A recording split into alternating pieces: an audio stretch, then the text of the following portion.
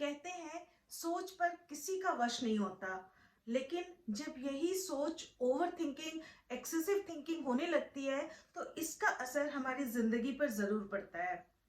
ऐसे कई लोग हैं जिन्होंने मुझे बोला इस बारे में एक वीडियो बनाने को जिसमें ओवर थिंकिंग को हम कैसे कंट्रोल कर सके। तो आज का ये वीडियो है इसी बारे में। नमस्कार, मैं हूँ हीलर स्वाति कुमार और मेरे इस YouTube channel magical journey of healing में आप सभी का स्वागत है। जैसे हम बात कर रहे हैं ओवर थिंकिंग की, professor Susan, late professor Susan, जो कि येल यूनिवर्सिटी की साइकोलॉजी की प्रोफेसर थी, उन्होंने एक कॉन्सेप्ट बताया था र्यूमिनेटिंग। र्यूमिनेटिंग यानी एक ही सोच को बार बार बार बार बार बार सोचते रहना। ओवर थिंकिंग हम इसी को कहते हैं। जैसे एक इंसिडेंट को बार बार सोच रहे हैं और इस कांस्टेंट थिंकिंग का रिजल्ट क्या होता है कि आप अपने आप को ही सेल्फ ब्लेम करते रहते हैं। काश मैंने उससे अच्छे से बात की होती, काश मैंने थोड़ा सा और पेशेंस रखा होता, काश मैं इस सिचुएशन को अवॉइड कर सकता, काश वो चीज नहीं हुई होती। तो ये काश काश काश काश कर करके हम अपने आप को बिल्कुल ही एक ऐसे जोन में ले जाते हैं जहां पर आप डिप्रेशन, ओवर ईटिंग, स्ट्रेस, इन सारी चीजों के शिकार होने लगते हैं। अब इन चीजों को हम रोक कैसे सकते हैं? मैं सिंपल सिंपल स्टेप्स बता रही हूँ। ओवर थिंकिंग के 3 स्टेप्स जो बहुत जरूरी हैं।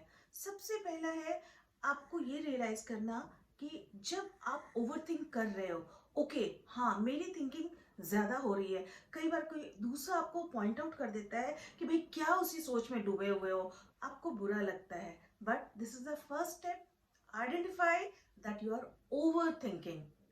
सेकेंड स्टेप, ये सोचें जो भी इंसिडेंट है या जिस बारे में आप सोच रहे हैं, क्या उस पर आपका कंट्रोल था या नहीं था? क्या आप स्टक हुए ट्रैफिक से निकल सकते थे? क्या आप कहीं पर किसी इंटरव्यू में अपने बोले गए वर्ड्स वापस ले सकते थे? कहीं आप किसी रिजल्ट को बदल सकते थे? कहीं घर पर आपने कुछ बोल दिया, उसको आप बदल सकते हो? इन सारी चीजों पे सोचिए कि कहीं आप उन थॉट प्रोसेस को, उन इवेंट्स को आप बदल सकते थे, उस पर आपका कंट्रोल था या नहीं था। थर्ड स्टेप इज, जो भी प्रॉब्लम है, इंस्टेंट प्रॉब्लम आपको दिख रही है, उसके सॉल्यूशन के लिए एक टाइम लिमिट सेट करना। प्रॉब्लम में ही नहीं उलझे रहें, उसके सॉल्यूशन की तरफ काम करें। मैं एक बहुत सिंपल एग्जांपल आपको बता रही हूँ। आपका एक बहुत इंपॉर्टेंट इंटरव्यू है और आप ट्रैफिक में स्टक हो गए हैं, आप टाइम से नहीं पहुंच पा रहे हैं। एक तो ये होगा कि आप पूरे टाइम खुद को कर्स करते रहेंगे कि मतलब मैं इंटरव्यू पे नहीं पहुंच पाया, ऐसा कैसे हो सकता है, वो मेरे बारे में क्या सोचेंगे, मेरी मीटिंग खराब हो जाएगी। दूसरा तरीका, आप उनको कॉल करके बता सकते हैं what is the current situation, एक सॉरी बोल सकते हैं और गाड़ी में बैठे बैठे ट्रैफिक में भी आप रेडियो सुन सकते हैं, आगे कुछ फ्रूटफुल प्लानिंग कर सकते हैं।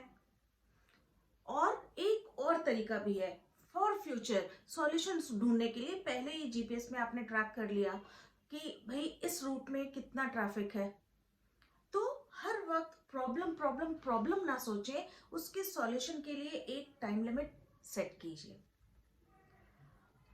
अनदर थिंग इज वरिंग, चिंता करना। चिंता करना मेरे हिसाब से एक नेगेटिव जोन में जाकर फ्यूचर को प्रेडिक्ट करना है कि अगर मेरा इंटरव्यू अच्छा नहीं हुआ, अब तो मेरी नौकरी गई, ये एग्जाम नहीं पास हुआ, अब मेरा फ्यूचर खत्म। कहीं कुछ खत्म नहीं होता। Like I always say, life है तो प्रॉब्लम है, एंड प्रॉब्लम है नेचुरली सॉल्यूशन है। तो ये जो आप कांस्टेंट जो थिंकिंग होती है, इसको रोकने के बहुत सारे तरीके हैं। हर वक्त चिंता नहीं कीजिए, ये बहुत स्ट्रेसफुल होता है। ये मतलब आपकी पूरी एनर्जी ड्रेन आउट हो जाती है इस चक्कर में।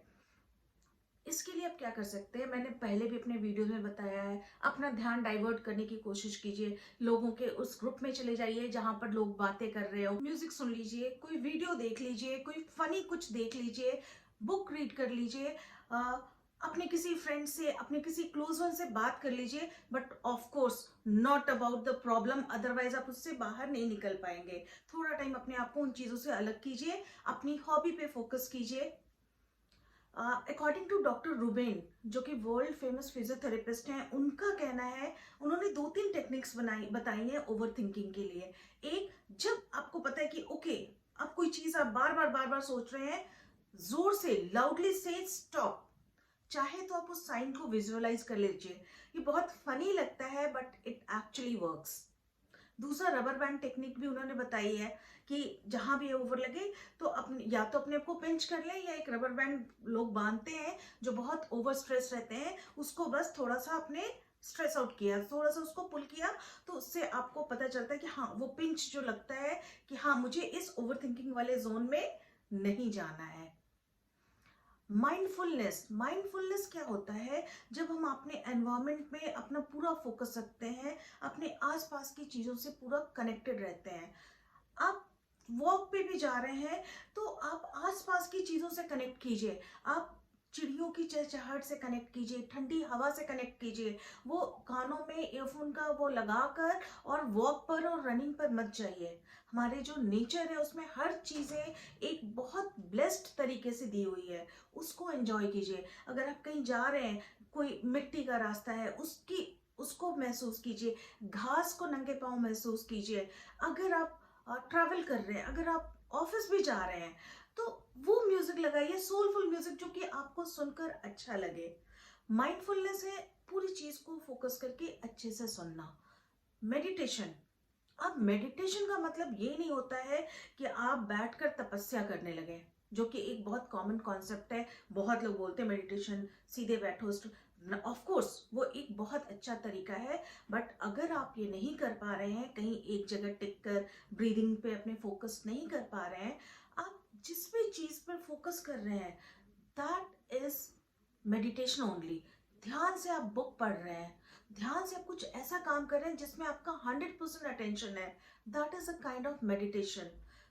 तो इस चीज को, मेडिटेशन का ये भी एक तरीका है, इसको भी आप फॉलो कर सकते हैं।